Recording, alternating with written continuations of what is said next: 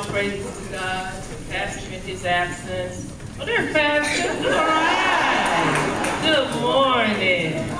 And to the women's auxiliary leader, and to you, my brothers and sisters in Christ. These men work so hard to get this podium over here, and I'm going to use it all of about 2 minutes. So, I thank God and I praise Him for the privilege and opportunity to come before you once more. Pastor, thank you so much. Thank you, Pastor. This morning when my husband and I started out, we got in the car, I guess about 10:40. I said, well, I'm going to shop him today, Fred. I'm going to get there as close to on time as I can. Got to 45 and they had it blocked out. Then I did 45 south. I said, I'll make a loop and come the other way. It was blocked out. Then I exited on down the Ferry Road. I said, well, we good and lost, Fred. He said, I think we better call Sister Blake right about now. Her phone wasn't on, her cell phone. Fred said, well, she probably in church. I said, well, Lord, I got this new car. I'm going to see what it can do. And here we are. I thank God and I praise Him. He kept us. He kept us. And He brought us here. I want to do something a little different this time, New El Bethel. I'm gonna talk to you. I know it's Women's Day, but I'm gonna talk to you about, I'm gonna throw a curveball at you. Some things have happened in my life between now and the last time you and I were together. But you're talking about women, and women are praying and women are praying. And oftentimes when women start praying, they gain wisdom. And they often recognize the character of God. But in order to know the character of God, you've got to get to know Him. And you know Him through prayer and His Word. So I want to walk just a little bit down 2 Kings 4th chapter. You know better. You know, at least you turn in there, I'll be gone. But you turn there. We're going to do 2 Kings, 4th chapter. And then I'm going to skip over to 2 Kings, the 8th chapter. But if you read it when you get home in your leisure, I think you'll understand it a little better. But the Bible says, one day, Elijah went to Shunem. And the Bible says that Elijah met a Shunammite woman.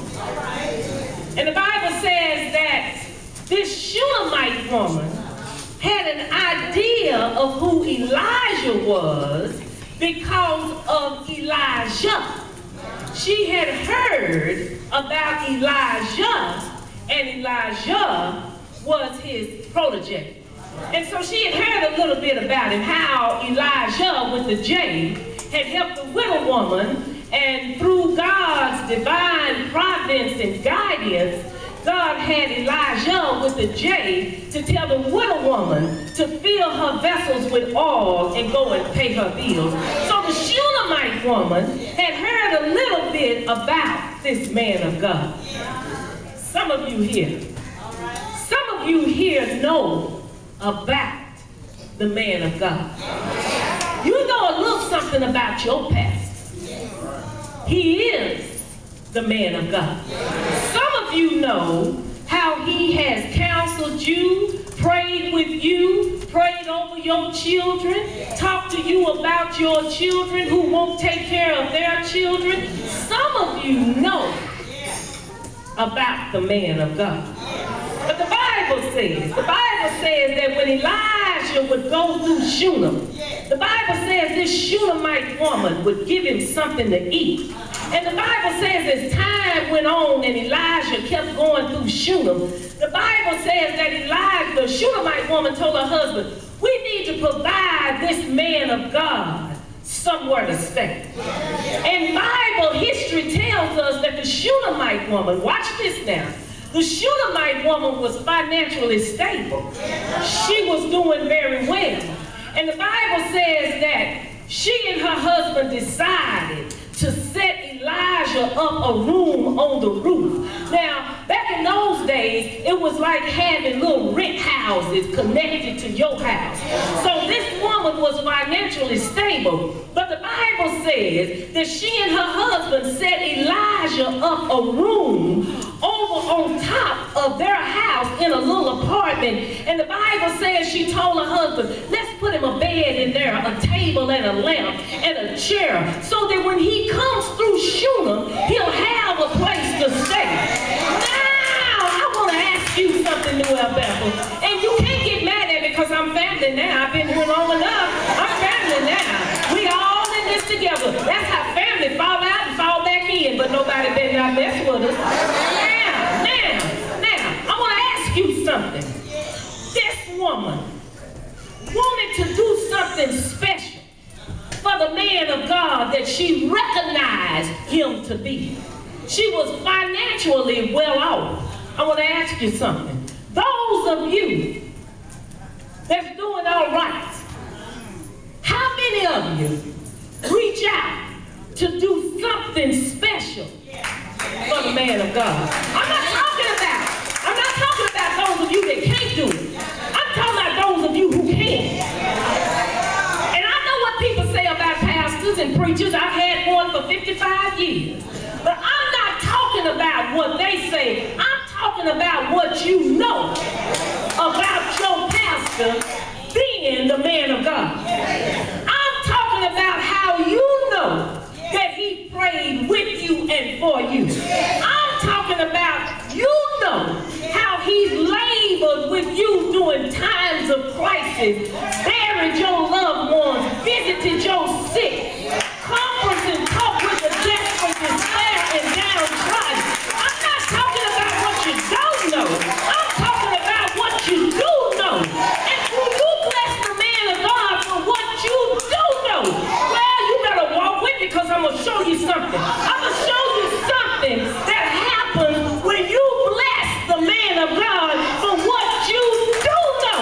The Bible says that when Elijah came through Shunem, occupied his little room on the roof, the Bible says he told Gehazi, and Gehazi was his servant that went around with him. And the Bible says that Elijah told Gehazi, so you go call this Shunammite woman in. And the Bible says when she came in to the doorway where the room was, the Bible says Elijah told Gehazi, say, ask her, what is it that we can do for her? Because she's been so good to us. And the Bible says the Shunammite woman, watch this now, it's something in humility. The Bible says the Shunammite woman says, I'm doing fine. Say, I got my own house amongst my own people. Say, I'm doing fine. The Bible says Elijah told Gehazi, say, go back to her and ask her, can we go to the king or the commander of the army and summon anything for her? Now watch it now. It's a setup. It's a setup. The Bible says that Gehazi went back and told Elijah, say, she doesn't want anything. The Bible says Gehazi told Elijah, say, well, say, I'll tell you what I know about her. She doesn't have any children, and her husband is old. The Bible says Elijah told Gehazi, go call her in here. And when she came back this time, watch this now.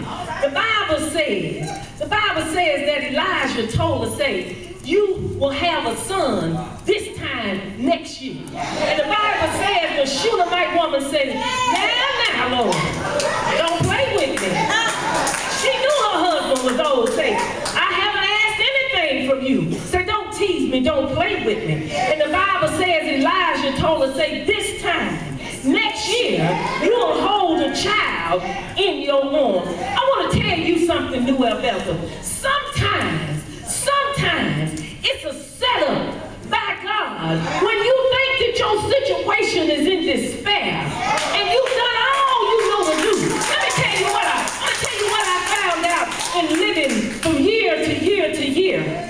God has always intended to do more for us through people than he ever intended to do through dollars and cents. So don't sit back on your money and wrap back on your bank account.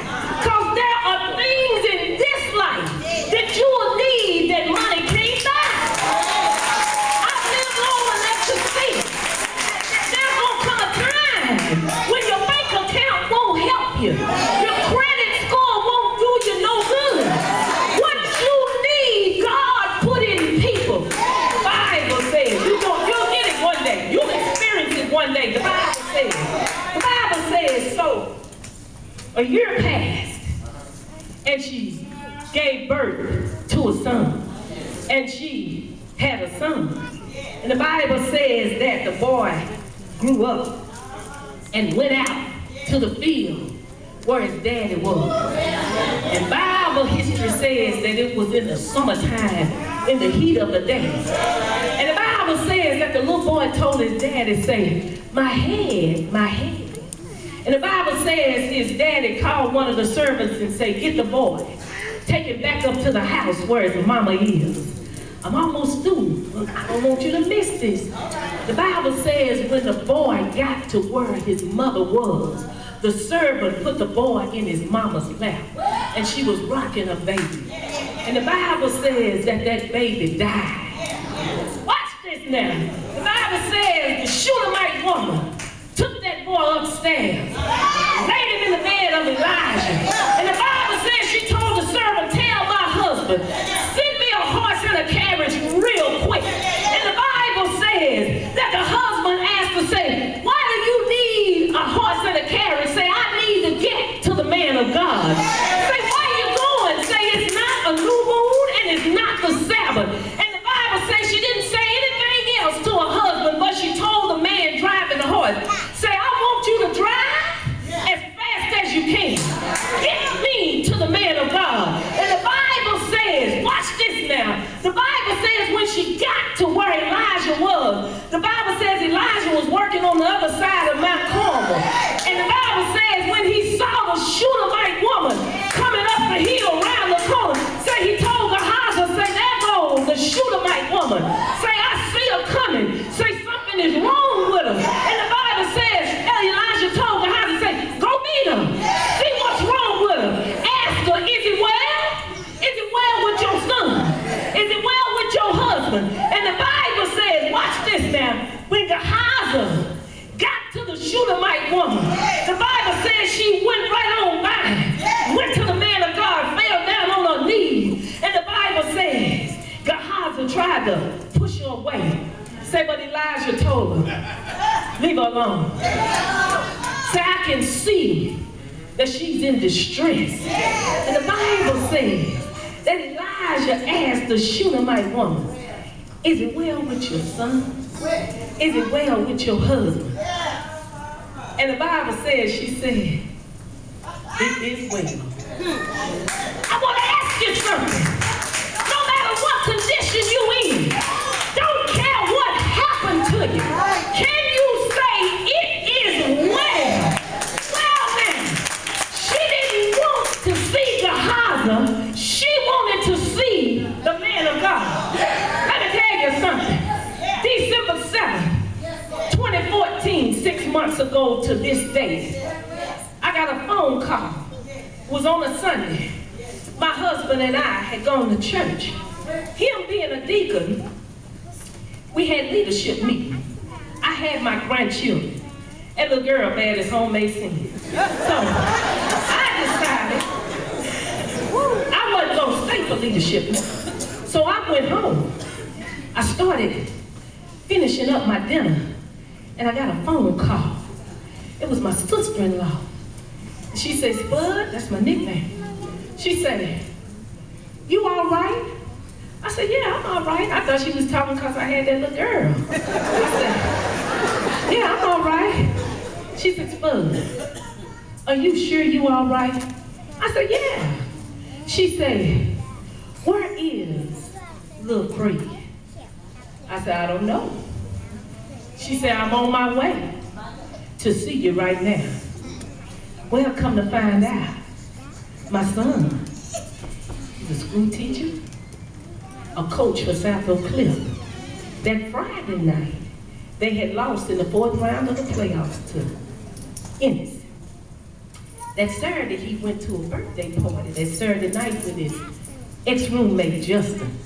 Well, us parents, they all grew up together, went to elementary, high school together, and then went on to college together. We have a rule. When y'all go out, whoever drives, when y'all get to that person's house, that's where y'all spend the night. Because drinking and driving don't go together. So that particular night, Fred had spent the night at Justin's house. I got a phone call. Say we tried to wake him up, but he wouldn't wake up. I got to my husband and I. Say, Fred, you need to come home. Say something is going on with little Fred. When my husband, watch this now, when my husband came through the garage, I could hear the garage going up. I ran out the door. I said, Fred, he's gone. I said, little Fred gone, Fred. I said, they couldn't wake him up. One of my associate ministers was with him. I said, Reverend Johnson, I said, call Pastor. Tell him to come here quick. Reverend Johnson said, Sister Webb, Pastor's in the front yard. I went to the door. My pastor was already there. He was on his cell phone getting information about little Fred and calling for reinforcement. That was my shepherd. And my shepherd was already there to see about his sheep. Because at this point in time, I needed somebody that could get a prayer through for me. I was too weak to pray for myself. I needed somebody who had been trained by the Holy Spirit in shepherdess to take that rod and staff and help me. I didn't need the rod part of it. I needed the hook, which is the staff part of it. And he knew I needed him to pull me closer to him so that he could save me and see if I was doing all right. It was the man of God that I asked to come and see about me. Well now, you're going to catch this. Well now, the Bible says that she wanted the man of God. And when she got to Elijah, she fell down on his feet. And the Bible says that Elijah told Gehazi, just about to say, take my staff, and go to where the boy is, and lay my staff on the boy. And the Bible says Elijah told him to take his cloak. You know, in the Bible days, the men wore the long-looking gown dresses. Say, take your cloak and fasten it in your belt. Because you ain't got time to trip over nothing. So he had to make him some homemade pants. And the Bible says he took his cloak and he put it and fastened it in his belt. And the Bible says Elijah told him, if somebody stopped to greet you, don't talk to them. And if somebody stopped to talk to you, don't answer them. I need you to get to this baby in a hurry. And the Bible says Gehazi left there in a hurry to get to the baby. But watch this now. The Bible says the Shunammite woman wouldn't leave. Elijah said, I don't need Gehazi. I want the man of God. And the Bible says at that time, Elijah decided to go himself to see about this dying boy. You know what? It's all right. It's all right, New Bethel, for the chairman of deacons to be here for you. But that ain't who you need sometimes. It's all right for the chairman of the trustees. He's a good man. It's all right for him to be here for you. But that's not who you need. And I know the president of the Lamans is a really, really good man. But sometimes that's not who you need. Sometimes your situation calls for the man of God. Sometimes they just won't do. Sometimes you need the one that God has called to watch over you, to come and see about your situation. And the Bible says that Elijah got in a hurry. Watch this now. And the Bible says that when Elijah got to his apartment where she had laid the baby, the Bible says Elijah went in and shut the door. And just shut the door just with him and the dead boy in there. And the Bible says Elijah